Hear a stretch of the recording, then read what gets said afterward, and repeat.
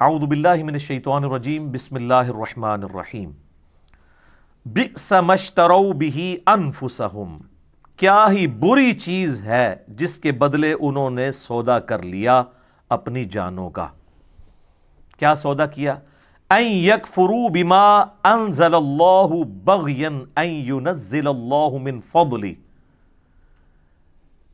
کہ وہ جو کتاب اللہ جو نازل ہوئی تھی ان کی طرف، اس کتاب کو انہیں پس پش ڈال دیا حسد کی وجہ سے۔ اللہ کی طرف سے جو اس کے فضل کے ساتھ کتاب نازل ہوئی تھی اس کو انہوں نے چھوڑ دیا۔ ان ینزل اللہ من فضلہ علی من یشاء من عبادہ، اور یہ وہ کتاب ہے کہ اللہ تعالیٰ اپنے فضل سے جسے چاہتا ہے اپنے بندوں میں سے ہدایت کی طرف لے کر آتا ہے۔ اللہ نے کتاب نازل کی تھی، یہ بھی اس کا فضل، لیکن اس فضل سے استفادہ انہوں نے کرنا ہے جنہوں نے اپنے برتن کا منہ کھولا ہوا ہے۔ اگر کوئی شخص خود ہدایت قبول کرنے سے انکار کر دینا، پھر دنیا کی کوئی کتاب کوئی پیغمبر اسے ہدایت نہیں دے سکتا۔ یہ اللہ تعالیٰ کا ایک سمجھ لیں کہ اس کی سنت ہے، اور اللہ کی سنت نہیں بدلتی کہ والذین جاہدوا فینا لنہدینہم سبلنا، سورۃ العنکبوت کی آخری آیت ہے۔ جو لوگ ہماری راہ میں کوشش کریں گے نا، ان کے لیے ہم اپنی راہیں کھولیں گے۔ جو کوشش نہیں کرے گا اس کے لیے قرآن میں کوئی ہدایت نہیں ہے، انبیاء کی تعلیمات میں کوئی ہدایت نہیں ہے۔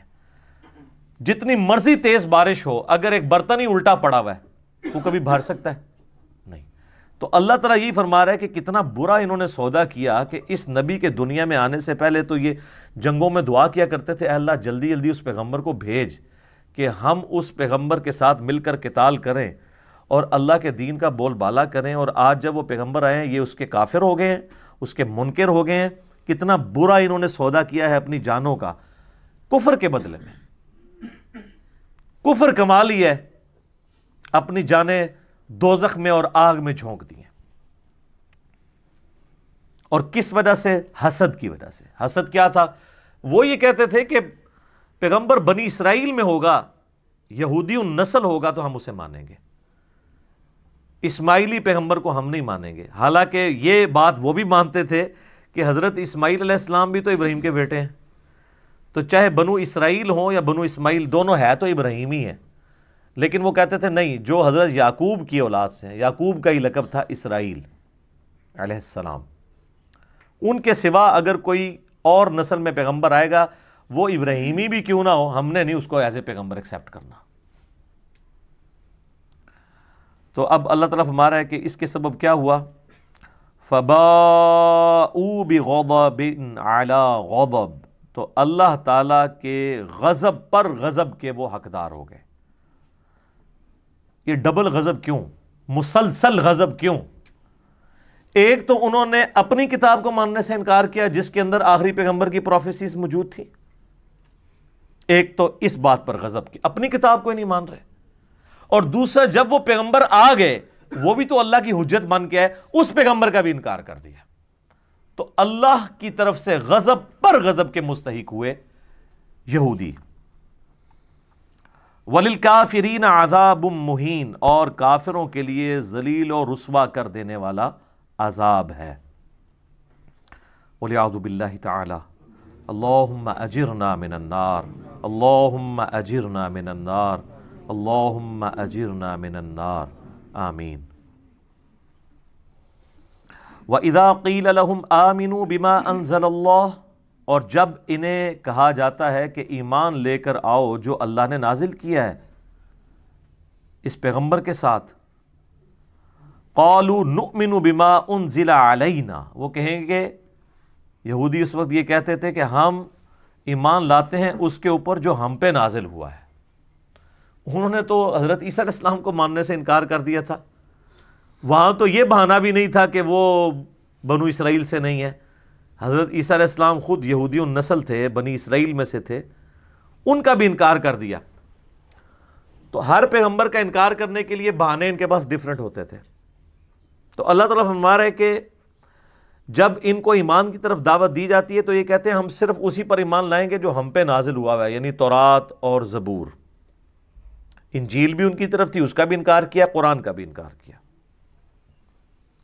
وَيَكْفُرُونَ بِمَا وَرَاءَهُ، اور ہر اس چیز کا کفر کر دیں گے جو ان کتابوں کے سوا کوئی اور کتاب ہوگی، ہم نے نہیں اس کو ماننا۔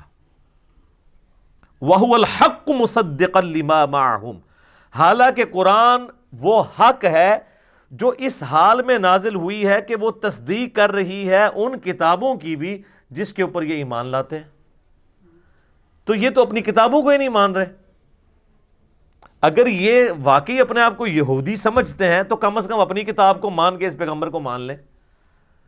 تو یہ پیغمبر اور یہ کتاب ان کی کتابوں کی تصدیق کرتی ہے، اس اعتبار سے کہ اس کتاب کی پیش گوئی پوری ہوئی، اور اس اعتبار سے بھی کہ یہ کتاب ان کتابوں کو غلط نہیں کہتی بلکہ ان کتابوں کو بھی انڈورس کرتی ہے، لیکن پھر بھی یہ انکار کر رہے ہیں۔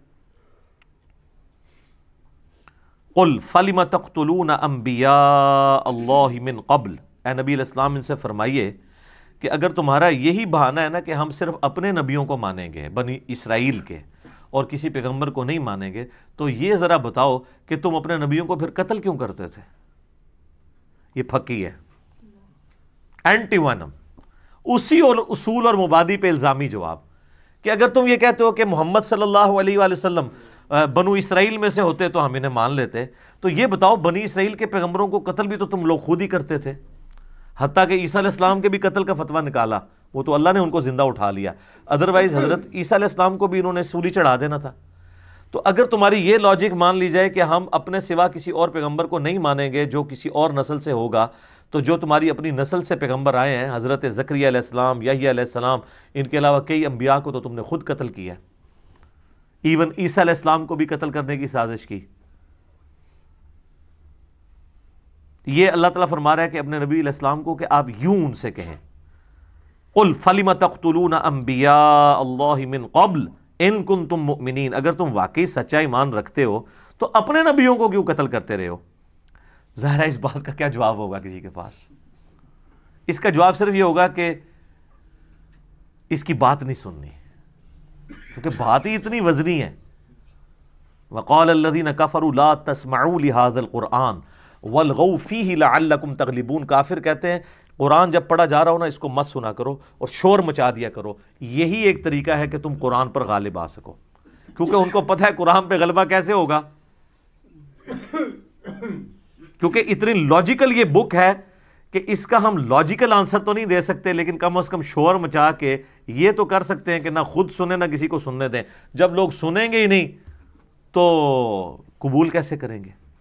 آج بھی یہ یاد رکھیے گا، جو یہ کہتا ہے نا کسی کی بات نہیں سننی، تو سب سے بڑی دلیل اس کی باطل پہ ہونے کی یہی ہے۔